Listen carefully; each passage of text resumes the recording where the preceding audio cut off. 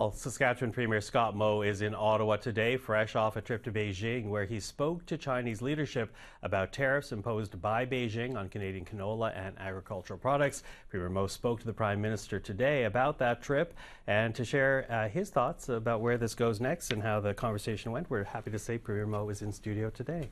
Premier Moe, thank you for being here. Thank you, Michael. So you, as I said, just got back from Beijing, and when you landed at the airport in Regina, you struck this fairly positive note in what you were sharing with journalists, saying that Beijing is open to recalibrating, to reopening, talks with Canada about trade. After meeting with Mark Carney just hours ago, are you still striking that positive note? Yes, and we're appreciative we had the opportunity to bring together not only the Prime Minister, but the canola industry as a whole, to have a sit down and a discussion about what the path forward looks like. And I'm fairly bullish on the opportunity that we have to engage. And what I heard in my time in China, and Parliamentary Secretary Cody Blois would have heard the same, is that there is a willingness to look forward and to recalibrate this relationship in a pragmatic and strategic way that's beneficial for both countries. If we continue to look back, there's going to be all sorts of challenges in finding resolution.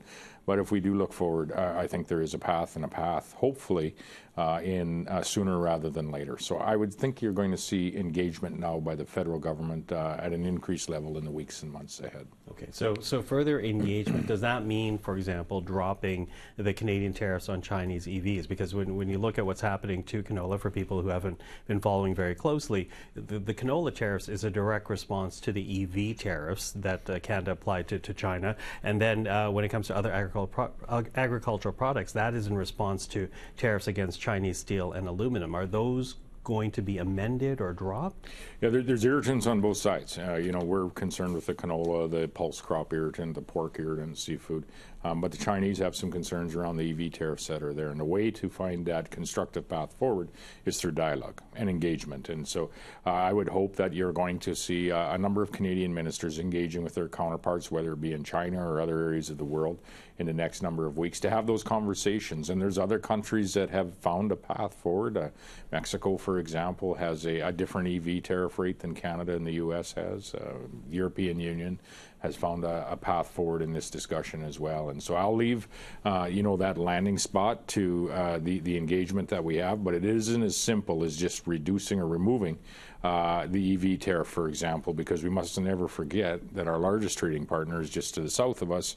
It's the United States of America. Mm-hmm. So a difficult balancing act, if you will. Although when you look at these tariffs, obviously it's had a deep impact on the farmers in your province. What has it done to people in Saskatchewan? It created this, great amount of uncertainty. And I think the broader, trade, market access, tariff discussion, whether it be with the United States of America, again, our largest customer, China, Saskatchewan's second largest customer, and I think largely Canada's second largest customer as well, or any of the other markets around the world where this market access conversation is front of mind and happening before our very eyes in very rapid fashion.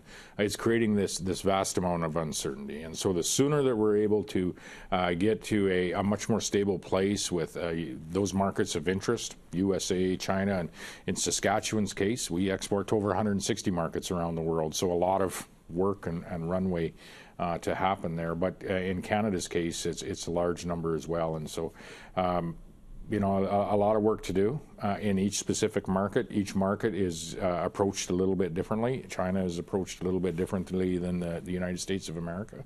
And that work is happening by the federal government, and we're here to support it. It's for the betterment of not just the residents in Saskatchewan, but all Canadians. I can imagine there are people that are watching this conversation, and ultimately for them the question is, okay, but when? And when you look at what's happening in the United States, the discussions with the U.S. has been going on 4 months without resolution. What type of timeline are we looking at for people who are, at this point, harvesting crops, really not knowing what to do with them? I would hope for some stability, maybe not broad agreements, but some stability in that relationship with the United States sooner rather than later. And when it comes to China, I think we'd look for signals. You know, myself and Parliamentary Secretary Cody Blois on a mission there last week. That's a signal of interest. We had the reactivation of the JETSI, the Joint Economic Trade Commission. Vice Minister Lee from China attended in Canada to that commission after 7 years of not operating. That in itself is a signal. There are other signals I think that we'll look for in the the days, the weeks, and the months ahead that will ultimately find our way to a more constructive path forward when it comes to both the United States as well as China. So between now and then, whenever this resolution happens, are there supports that Ottawa needs to step forward with? Are there supports that your government is looking at to give more stability to people in your province? There was some supports offered in principle last week, and I think the intent of that is appreciated. However, there's some industries in Canada, and I would say the canola industry would be one of them. $43 billion industry employing 200,000 Canadians.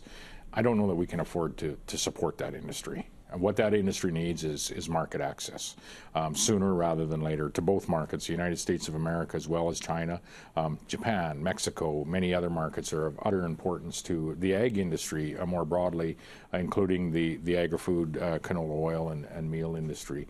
So we need market access. It has to be the priority, and I would again look to that engagement happening in the weeks and months ahead by the federal government. We're going to support that. And two is for signals, both from our side and from the country of China, as to bringing this conversation closer and finding a strategic path forward that's beneficial not just for Canadians but also beneficial for people that live in China. But at this moment in time, feeling positive? Feeling positive. Okay. Premier Moe, always appreciate the time. Thank you for coming to studio today. Thank you, Michael.